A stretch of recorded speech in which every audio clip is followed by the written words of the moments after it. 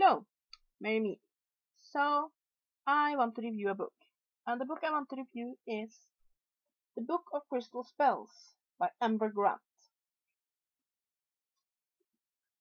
Now, this is a book about crystals and stones, and in a way, it's your typical crystal healing book, but it focuses more on magic than what most crystal books do.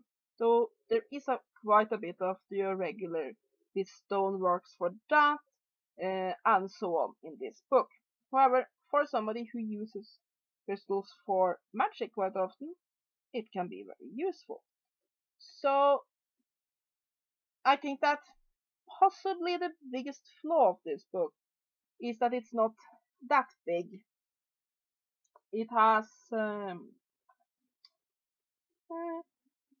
250 pages including the index, and it covers a lot of topics. I mean, this has everything from crystal grids to a list of crystals and their correspondences, to how to find your natal stones, to elixirs using different kinds of water, to spells with crystals, and so on and so forth, so that each topic doesn't get talked about quite enough. However, as a primer for crystal magic, it is great. So yeah, let's have a look at what this book contains. It has an introduction, it has about spells. Generally, this is spells thing. A lot of books have them, and it's not that different from most of them. Then it has one preparation for crystal magic, how to prepare yourself and your stones, an introduction, cleansing and charging, defined and demystified, cleansing methods. Both of these are very useful chapters about basically preparing and cleansing your stones. And this is all under the preparations section. And then we have elemental, says itself, smudging, water, sunlight, moonlight, earth cleansing, music and sound, salt, using quartz, clusters, and other stones. Basically, these are different methods. So it tells you how to use elements to cleanse your stones, how to use water to cleanse your stone, how to use smudging to cleanse your stone, and so on and so forth. And this is one thing that does get a lot of attention in this book, and which is very useful, for a lot of books have somewhat limited information on how to cleanse and take care of your stones. And it goes from page 7 to page 13 with cleansing methods. So it has a good chunk of information about that, and that's very good. Then you have charging and dedicating. And then you have methods for charging and dedicating. Other methods, and dedicating crystal clusters. Basically, for those that don't know, dedication is taking a spiritual tool and dedicating it to its use. I talked in my wands video about how anything can be a wand, like this pen can be a wand. And one method that you can use to make it magical is then to do a ritual where you dedicate it for magic work, and thus making it magical and making it more effective in magic work. So that's basically what it tells you how to do that with your crystals, which is a useful section. And then you have centering and grounding, how to a centering ritual and a grounding ritual. This is very useful because, first of all, the grounding ritual is a good one, and one thing that we that are into New Age magic and other spirituals have a tendency to really need are some grounding, and also the centering ritual can be quite useful. Then you have the mundane stuff, shopping for stones. That's one section that wasn't really that needed, because it is in about every crystal book, and chances are if you're buying this book, you have other books about crystals and stones, it already says what to look for when shopping for stones. And then we have the second section, which are jewelry, amulets, and talismans. Basically, it really says itself. Using stones in jewelry, in amulets, talismans, things you wear, and so on, and their meaning. Because really, when you put on your engagement ring with a diamond in it, both the metal and the stone has a meaning, a magical meaning that affects you. And when you use intent to put that on, that gets even stronger. And by intent, I mean my earrings here has 2 amethysts and a rose quartz. And really, when I threw them on today, I didn't have an intent for them to be magic, because I just thought it would go with the outfit. So the stones and the metal will affect me, but not as strongly that if I use my magical will for these stones to affect something. But anyway, a little getting off topic, so what do we have here? Well, this section has an introduction. It has a love pendant, ring around your wrist, a reminder spell, amber spells for attraction, ring spells, protection amulet, talismans to relieve tension, talisman for success in legal matters, moonstone travel amulet, fluorite spell for focus, talisman for acceptance and comfort, citron spell to clear the way, shield spell, and pirate dollar spell. All of these are quite okay. I mean, I think they should have focused more on how to make your own spells about this, because while these spells are quite okay, what you really need are ways to knowing what to do with your stones. And I need to keep my dog safe, because I have a tendency to run away and get into trouble. So I find a protective stone and have a pendant made for his color, for example. That's one way to use your stones. And while there is some information here about how to use your spell, it's more the pre-made spells. And while I do love to read pre-made spells in a book like this, it would have been better if I'd focused more on teaching you how to do it yourself. But yes, there are some information on how to do it yourself. In the next section, making your own magical jewelry. And then you have coven jewelry. That's a nifty little it's 1 or 2 pages. Basically, jewelry for your coven. Simple as that. Cleansing secondhand jewelry. I love that section, because really, that's something that a lot of people forget. That jewelry becomes very personal. We wear it on our bodies. Very often they mean a lot to us, because we might have gotten them as gifts and so on and so forth. So they take up a lot of our energies, and it's not always conductive to get other people's energies on like that. Like, for example, you buy a ring that's been on someone's finger through a messy divorce. You might get all those feelings of anger and despair and sadness just swelling into you when you start using that, and then it's very useful to have a method for cleansing that. Then there is a cleansing ritual for that. Parting with a piece of magical jewelry, again, very useful, and it's the ritual. And then we have section 3, which is crystal spells for home and garden. And again, we have an introduction, and we have the home room by room, which just tells what crystals fits for what room and so on. And then we have kitchen and dining room, bedroom, office and study, then the family room, living room, balancing your home, the center of the 4 corners. This is, you can almost say, feng shui like with crystals. It's what crystals can you use to have a healthy, energetic home environment, and what crystals fit for each room. Then you have outside the home, protection and boundaries, to protect property lines and protect entryways, which are useful little spells. Excuse me, it's my phone. I'm just gonna stop that. I can take the phone later. Let me just put it on silent so I can continue with this review. Here we go. Sorry for the interruption. Yes, we have protect entryways.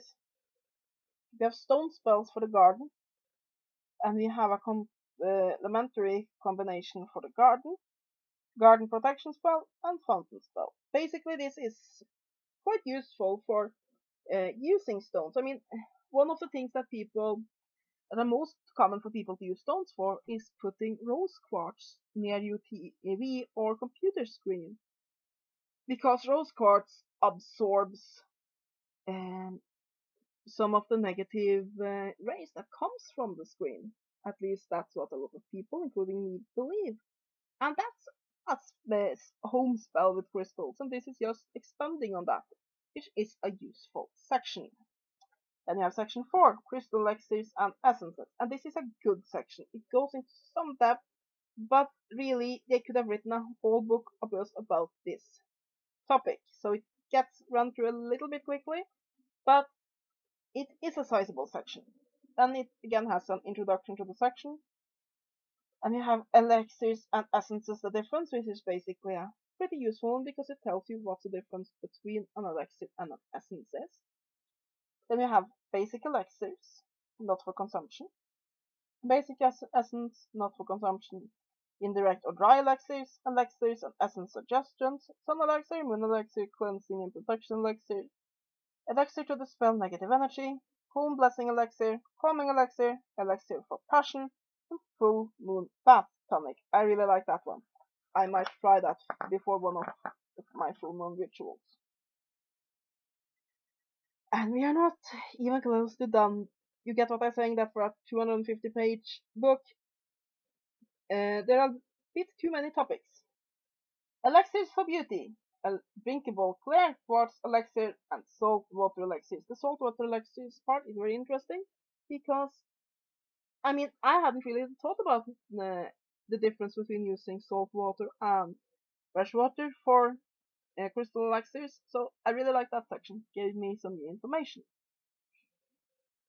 And then we have sand and glass spells. I really like that section because, I mean, I haven't been working a lot with sand in magic, and it gives a very good introduction to that.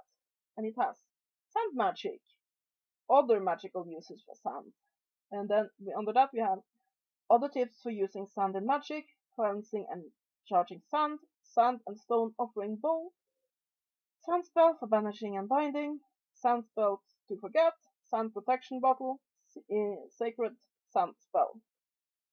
This is a great section because it really gives an introduction to sand magic, but again it's a little bit too short. I mean, it's from page 85 to page 94, which is under 10 pages, but for what it is, it's great. Then you have glass magic. Then you have sea glass spell for love, and Austrian crystal sun catcher. Basically some little tidbits there, not as useful as the sand magic section, but not bad. And then we have section 6, eloquent earth magic, the unexpected power of rocks. Again, we have an introduction, and we have stone healing circles, 4 quarters, spell for unity and wholeness, stone throw spell, anchor spell, witching spell, stone spell for healing, stone for safe travel, a section on geodes, which is pretty good, geode spells for secret, and then we have section 7, special quartz points, and this is also a good section. It has introduction, window crystal, generator crystal, channeling crystal, double tormented crystal, Isis crystal, self-heal crystal, rainbow crystal, and record keeper crystals. And this is a section that you have in most somewhat extensive books on crystal healing, but it's pretty good section here. It's well written. We have 8 rituals, meditations, and affirmations. Again, an introduction. A ritual to dedicate yourself to your personal power stone. Ritual for opening your third eye. Smoky quartz spells for temperance. Dream spell, prayer beads. That's a pretty good section there. The prayer beads section is amazing. Crossroads spells, onyx meditation for balance. Totem stone dedication, spiritual scrying spell, and pendulums. And again, like I said, they draw in pendulums, they draw in everything, they try to fit everything into the book, and then it gets a bit messy. But let me finish telling you what's in this book, and I can do some pros and cons for getting it later. Then you have 9 numerology stones by number. Again, an introduction, finding and numbers, how to begin, numerological associations, natal stones, traditional birthstones, and using your numbers in spells and rituals. And a simple spell, job seeker spell, and spells for a favorable outcome. And the numerological section is just, it's not detailed enough. Then we have 10 crystal grids, spells, and advanced crystal magic. I really like this one. I'm very interested in crystal grids, and it does a pretty good job. And it has an introduction, and it has grid for death relief, grid for peace and quiet, prosperity grid, grid for fertility, the flower of life spell, pentacle grid, spell to stimulate the mind, sixth sense grid.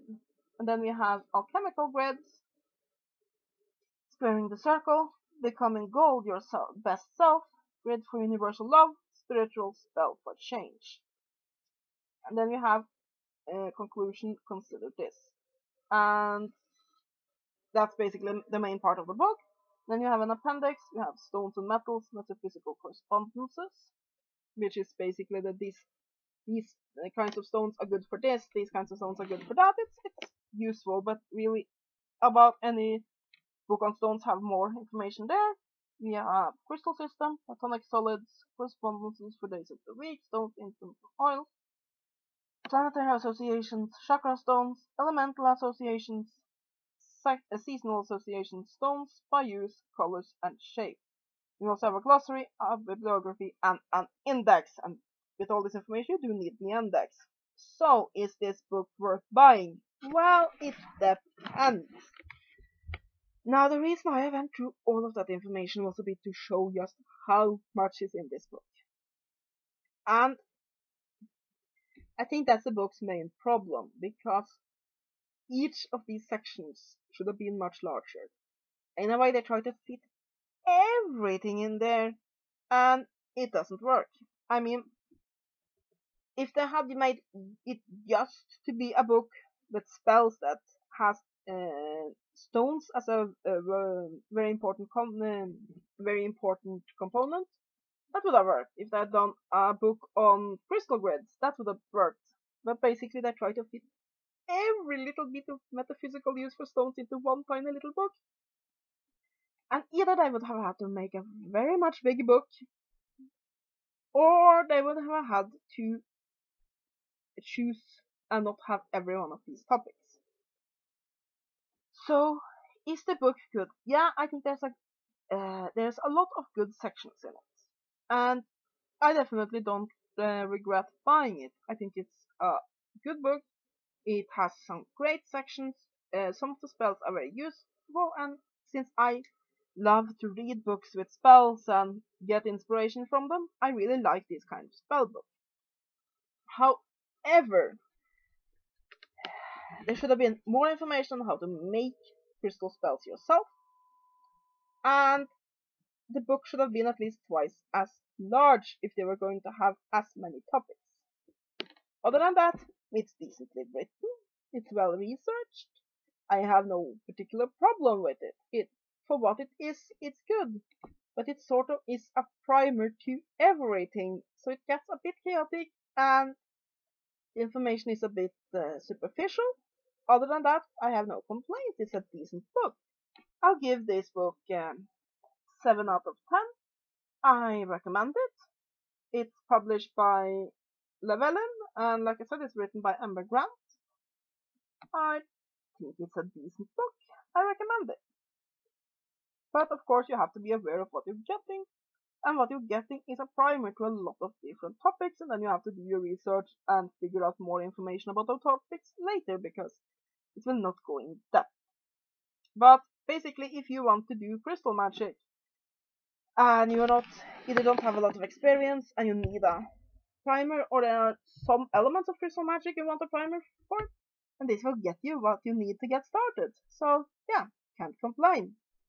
Yeah, that's my review. I hope you have enjoyed it. Have a great day, and blessed be.